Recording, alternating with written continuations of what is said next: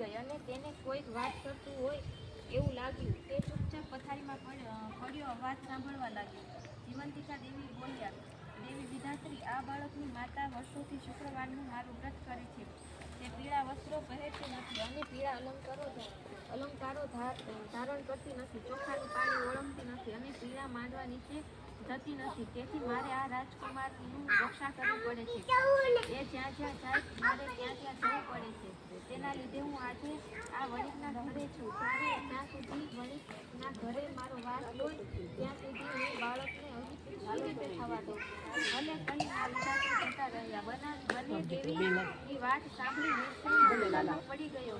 એની માતા તો કોઈ વ્રત કરતી નથી એવું એને યાદ ન આવ્યું હતું, છતાં એણે માતાજીને પૂછી ખાતરી કરવાનું નક્કી કર્યું. સવાર થતાં વણિકે જોયું તો તેનો બીજો દીકરો પણ જીવતો હતો. બીજા દિવસે વિઠ્ઠલને રજા માંગી.